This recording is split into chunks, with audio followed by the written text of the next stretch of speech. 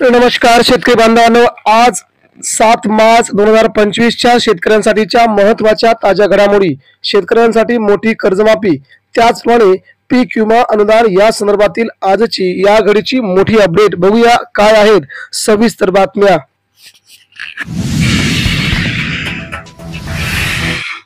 शालेय पोषण आहार योजनेत प्रति विद्यार्थी खर्चाची दरवाढ, 6वी ते 8वी साठी प्रति विद्यार्थी ₹1.12 वाढ।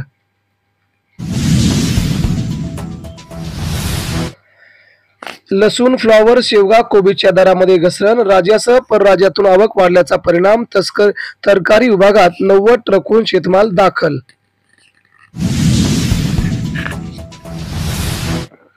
रसवंती ग्रहाची खळखळ वाढली, आरोग्यदायी रसाला प्राधान्य, शीतपेयालाही होते सर्वांकडून मागणी, होतो मोठा फायदा। पंढरीच्या वाऱ्या कमी करा पण आधुनिक शेती करा, डॉक्टर नवनाथ कसपडे यांचे प्रतिपादन। कळंब येथे राज्यस्तरीय किसान प्रदर्शन मध्ये मांडले आपले मत। मिरचीचे उत्पादन दरवर्षी एवढेच, दरात मात्र घसरण सुरू, कोल्ड स्टोरेजची मिरची मोठ्या प्रमाणात बाजारामध्ये आल्याची माहिती। संकेश्वर मिरचीला मिळतोय सर्वाधिक ₹1710 भाव। बळीराजा वीज दर सवलतीसाठी 1688 कोटी, पहिल्या दिवशी मानल्या 6000 कोटींच्या पुरवणी मागण्या, शेतकऱ्यांसाठी वीज मोफत देण्याची योजना अखेर हवेतच विरली। 5 वर्षात 10 लाख सौरपंपाचे उद्दिष्ट, राज्यपालांच्या विभाषणात माहिती। कृषी योजनांचा आढावा, शेतकऱ्यांना मिळणार 10 लाख कृषी पंप, त्यामुळे शेतीसाठी होणार उपयोगी।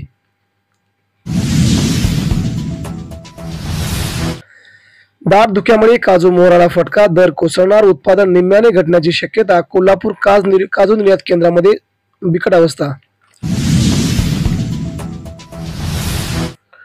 अहिल्यानगरला वाटाणा, हिरवी मिरचीची आवक कायम, फळात कलिंगड, संत्र्यांची आवक वाढली, दरात मात्र चढउतार। महाराष्ट्रात भाज्याचे भाव काही दिवसात वाढण्याची शक्यता वर्तवली जात आहे। मजुरांच्या तुटवड्याने शेतकरी मेटाकुटीला, ऐन सुगीत मनुष्यबळाचा अभाव, शेती व्यवसायापुढे आले मोठे संकट।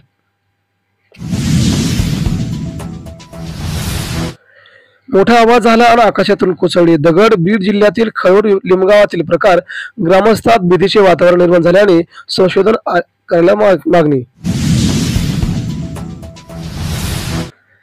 शालेय पोषण आहार योजनेत प्रति विद्यार्थी खर्चाची दरवाढ, 6वी ते 8वी साठी प्रति विद्यार्थी ₹1.12 दरवाढ झाल्याची माहिती। वाढत्या उष्म्यामुळे हापूस काळवंडला गेला, डाग पडण्याबरोबरच फळगळतीला झाली सुरुवात, शेतकऱ्यांना दरवर्षीप्रमाणे या संकटाचा सामना करावा लागतोय।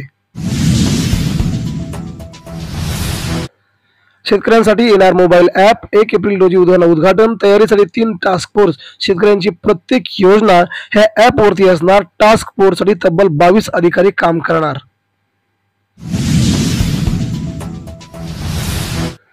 शेतकऱ्यांना सूक्ष्म सिंचनासाठी अनुदान मिळणार, नाबार्डच्या योजनेअंतर्गत साहित्य वाटप, 20 लाख रुपये प्रति मिळणार, त्यामुळे शेतकऱ्यांना होणार नाबार्डचा फायदा, कधी मिळणार याकडे सर्वांचं लक्ष।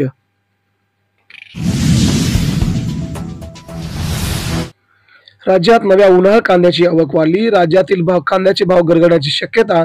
सध्या कांदा आहे ₹8 ते ₹10, परंतु मिळतोय शहरामध्ये ₹20 ते ₹25 किलो।